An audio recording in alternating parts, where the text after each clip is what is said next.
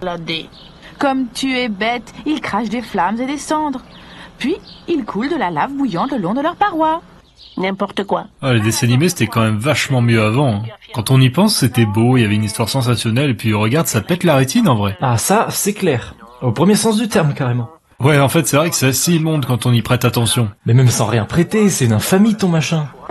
Bon, faut qu'on trouve mieux comme sujet, un qui soit vraiment dingue. Bah en général, on les met soit dans ce carton, soit dans un hôpital. Bah va les chercher. Ah bah je veux bien, mais il est vachement loin l'hôpital, en plus on n'a pas de voiture... Non mais le carton ahuri. Ah oui, d'accord. Alors ça donne quoi? On a ça. Mais c'est pas mal.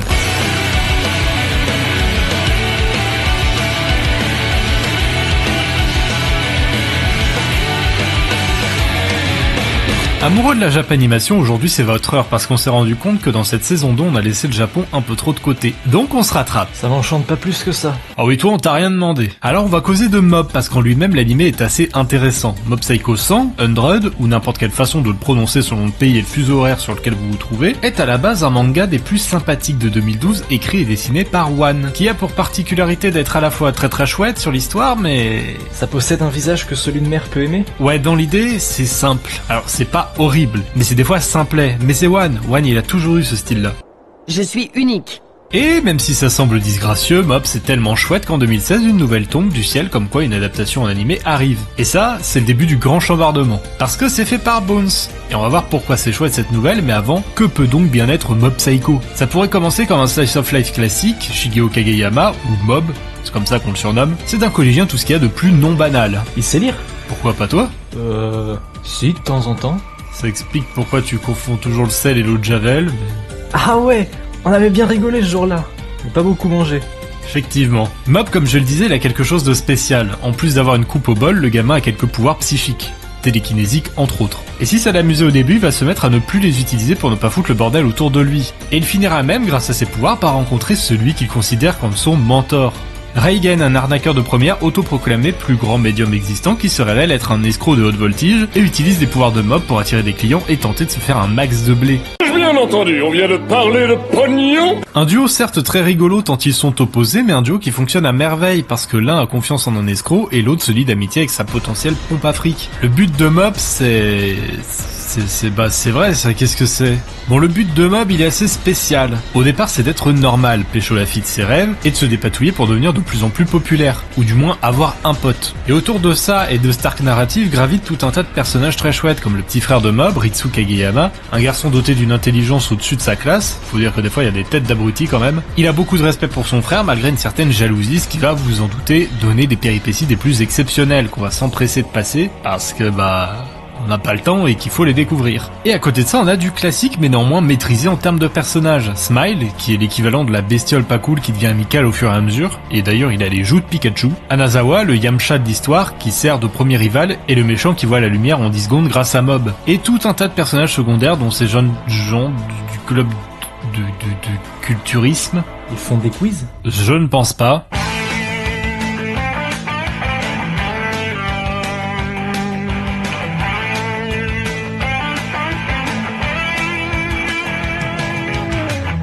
J'en reviens pas de ce que je viens de voir. Ouais, moi non plus. Et si jamais le manga vous intéresse plus que l'animé, vous pouvez foncer parce que ça vaut clairement le coup. Mais pour ceux qui hésitent encore concernant l'animé, accrochez-vous parce que Mob a placé la barre très très haute. Comme on l'a dit juste avant, le manga est plutôt simple par moment, et surtout il y a peu de détails sur les personnages, chose qui pour certains est un critère de manque de qualité. Sauf que non. Là, l'animé reprend les mêmes designs et la même patte que le manga de One, plus ou moins. C'est-à-dire peu de détails, tout est très géométrique, en rondeur, et parfois assez stylisé. J'entends par là qu'au niveau des visages, c'est très souvent des grands yeux avec un point au centre, un trait pour le nez et la bouche, et des coupes de cheveux oscillant entre la coupe au bol et l'aléatoire complet.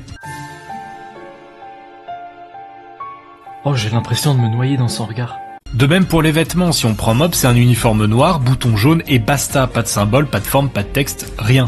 Du noir. Et tout ça, ça donne un résultat... Pas fou? Excellentissime. Waouh, alors là, tu vas devoir m'expliquer. M'expliquer. Je t'avais dit que je savais pas lire. Ça n'a rien à voir. C'est bien que Bones ait décidé de garder les designs et la patte de One, parce que Bones doit derrière faire un travail phénoménal qu'on appelle l'animation. Oh, je peux plot twister?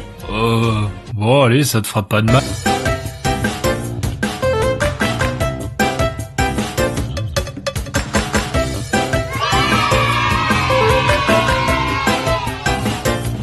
L'animation, ça consiste à créer du mouvement. Cependant, l'animation japonaise et occidentale sont complètement différentes dans le processus. Et le studio a dû faire des choix pour l'animation de Mob, mais comme Bones de la bouteille, il a fait des choix malins. Et voilà, c'est plot twisté.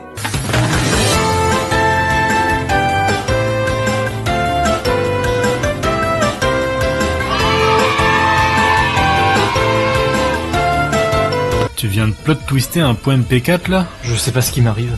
Bon, histoire de pas passer 15 heures sur ce qu'est un studio d'animation, admettons le fait que tout se base sur le mouvement. Et c'est là où Mob est impressionnant. Des plans fixes, il y en a, on peut pas passer outre, la caméra peut pas faire tout le temps 360 degrés. Mais étant donné qu'on a très peu de détails, la plupart du temps, ça bouge, ça vit, et c'est génial. Et ça, c'est grâce à une petite chose formidable, parce qu'en effet, la direction artistique est importante. Les chara-design de Mob sont repris tels quels par Bones, et ce volontairement, parce qu'un design simpliste ça permet de faire des animations plus exotiques. Et il faut y penser si vous créez vous-même votre propre univers. La direction artistique dans un animé ça comprend pas mal de choses, choix de couleurs, d'ambiance, chara-design, décor et tout un tas d'autres paramètres. Et ça fonctionne évidemment pour tous les médiums. Kirby a peut-être une direction artistique proche du jeu pour enfants, au bout d'un moment ça crée un décalage avec la profondeur que ça apporte. Et on peut en jouer grâce au chara-design. Là où le staff de Mob a été malin, c'est de ne pas changer de chara-design pour ne pas étoffer les décors au plus haut point, déjà pour créer de la cohérence graphique, mais aussi pour pouvoir contrebalancer ça par des scènes de combat extrêmement détaillées, et surtout très fluides et très bien animées. Ils ont mis la max. Comme on a très peu de détails initialement dû à ce choix de DA, ça rend l'animation bien plus simple, et surtout bien plus libre,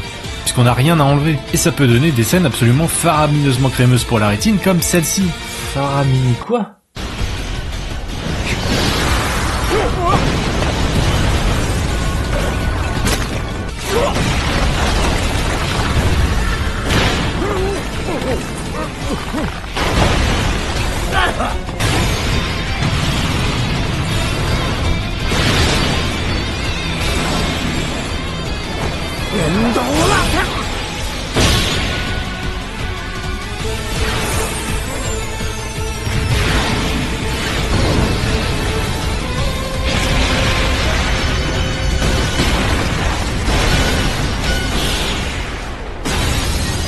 C'est grâce notamment à cette fameuse direction artistique que l'animation est très convaincante. En plus on ajoute la musique, le jeu de couleurs et de lumière, les décors, tout ce qui est lié au cadre en général, et ça donne quelque chose de...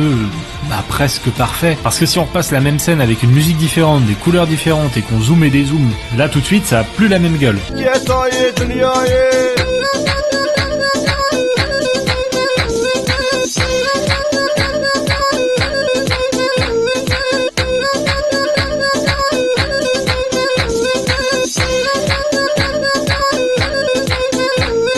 C'était génial! Ah ouais, il y en a qui font pas les fines bouches. Vous l'aurez sûrement compris, les choix de direction artistique ça a un impact plutôt énorme sur le résultat de l'œuvre. Beau ou moche, ça relève de l'appréciation personnelle. Mais on peut en revanche essayer de comprendre pourquoi ces choix ont été effectués. Et je parle pas que de Mob. Là l'exemple est assez frappant parce que comme je l'ai dit, les designs sont simples. Et les plus affamés de détails d'entre vous seront probablement plus enclins à regarder Kimetsu ou MHA. Parce que là ça fourmille bien plus de détails que Mob. Et pourtant, dans une période où tout le monde ne jure que par l'animation en général, Mob est au-dessus si on parle d'animation brute. Et des choix de direction artistique dans ce ton-là, il y en a des tonnes. Nishiju, Made in Abyss, Monogatari ou même Jojo, des choix de design de couleurs d'ambiance très soignés pour renforcer un certain aspect, c'est un choix crucial. Et par moments c'est utilisé de façon tellement intelligente que ça se remarque même pas, et ça veut dire que c'est très bien fait. Et voilà, je crois que j'ai à peu près tout dit. Mais tu veux bien arrêter ce truc? Attends, je veux savoir comment ça se termine. C'est si passionnant que ça? Ah non, pas du tout.